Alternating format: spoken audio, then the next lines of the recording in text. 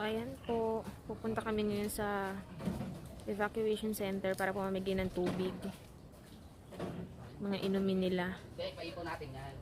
So, ito pa po yung ibang ipamimigay namin.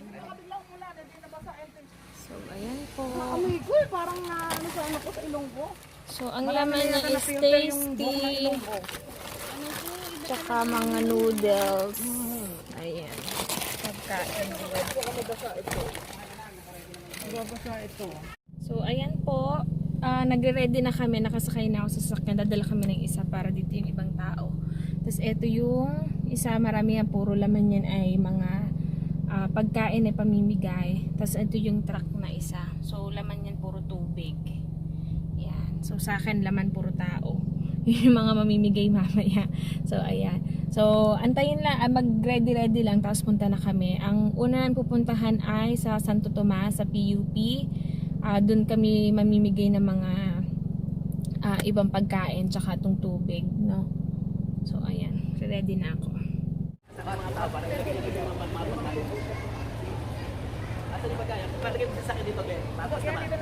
Paatras, bro. Pangalan ko po kasi yung team ko po yung lumakad na ano po, nag rescue din sa kasama po ng dapat na tao.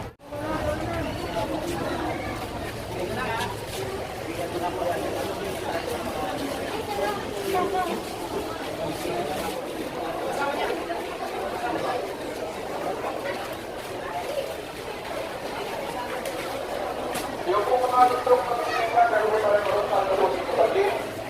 Ito kayo kumuha po.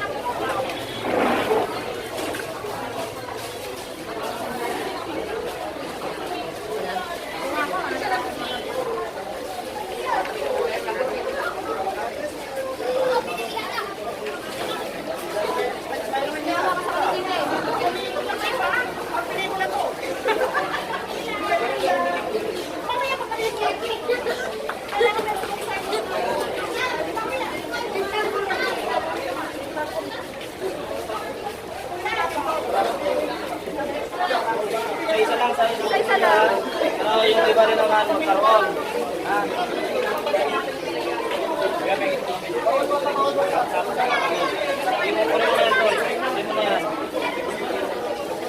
Isa lang para kayo.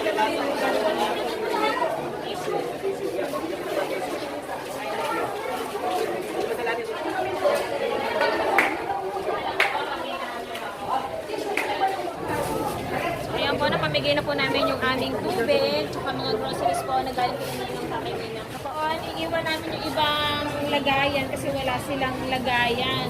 So siguro pagbalik namin dito tsaka namin i-refill na lang. No? So ayan, marami namang nabigyan. Gagawa po kami ng improvised na bathroom para pwede silang maligo dito. Ayan. So ito yung dala naming tubig, pampaligo, tatlong malaking para pwede nilang papaliguan. Kasi mahirap daw po dito yung tubig, mahina. So sa dami nila, lalong nagkukulang na. Kaya ngayon, thankful daw sila kasi merong tubig. Ayan po.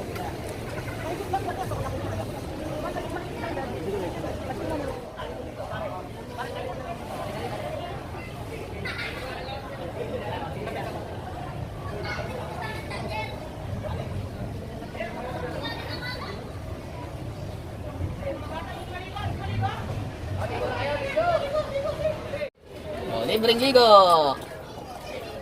Libreng ligo. 3 container. Sige po, ligo kayo, ligo. Yan. Oh. Yan si Kuya. Next. Tama na yan, baka tumakit. Sige, kuha uli kayo.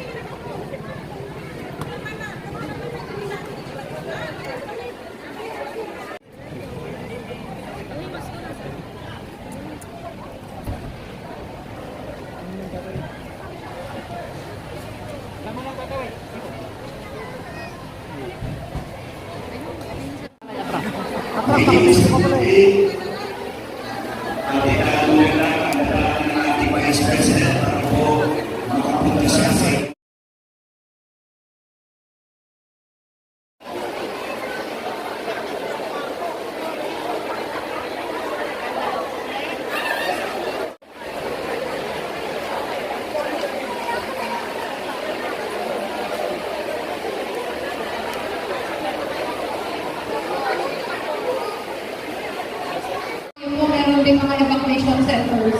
Kaya, susubukan po natin gawin yun dito sa Batangas para hindi na kayo nag-aalala.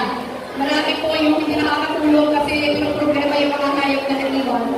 Naiintindihan ko po yung dalang natin, yung nararamdaman natin, hahanapan po natin ang paraan yun. Marami nag-aalala sa bahay ng iwan, marami nag-aalala sa babalikan ng anak buhay. Sabi ko po, may karapatan mag-alala, pero magpasalamat muna tayo ng buhay tayo. At kami naman po, hindi kayo mapabayaan. Maghahanap po kami ng paraan para mapakaan yung dala-dala ng Panginoon. Hindi na po ako magtatagal. Maraming salamat ulit sa lahat ng official. Meron po kami nakausap ni Archbishop na taga-bundok sa Talisay. Ang kanila pong report ay may mga nag-iwan pa silang kamag-anak sa bundok. Nag-promise po si Archbishop na yung Archdiocese of Lipa, sina Father, yung mag-aasikaso kung siguro masuntro sila. Kinuha lang po namin yung mga apelido ng mga kamag-anak just in case may mga hindi lang pagsabi sa amin na may mga nag-iwan pa sa kanila lugar, ipaabot po dito para makasama sila sa pag-rescue. Ano po? So maraming salamat po, mabuhay-buhay lang.